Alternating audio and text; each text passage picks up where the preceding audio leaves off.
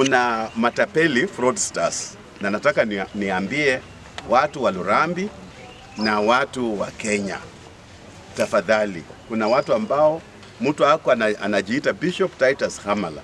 Huyo mtu ametengeneza Facebook ya uongo. Hata leo nimetoka polisi asubuhi. Saa moja nilikuwa polisi na OCS na watu wale wa upelelezi wa jinai. Na huyu mtu anapigia watu, hata alipigia waziri Penina jana. Anasema na niko na basari na unipe 1500 nitakupa basari ya 20. Tunaandika watu kwa jeshi, nipe pesa nipeleke mtoto. Huyo ni tapeli. That is a con man. Na sasa tumeripoti mambo yake. Natangaza mchana. Mtu asikupigie simu akisema mimi ni Bishop Titus Hamala. Unajua namba yangu, unajua mke wangu, unajua mahali ninaishi. Kama kuna jambo kuja hapa.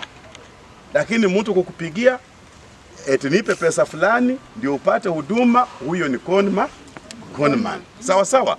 Kwa hivyo huyo mtu anapigia watu kila mahali. That's a con man. Na mtu asitume pesa. Na wewe unatuma pesa kwa con man, uko na pesa ngapi ya kutuma kwa mtu? Ninaomba tu ninaomba kitu cybercrime iko, lakini unajua kitu inasumbua ni ukienda kuripoti sasa kwenye wale wanatakana wakusaidie, utapata wanataka facilitation.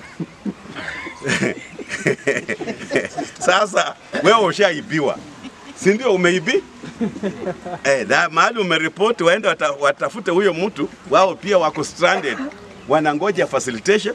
And you can find kwamba they want facilitation, not that they really want anything out of you. Tunataka Ministry of Interior, hizo pesa tunawapatia in the National Assembly, big monies.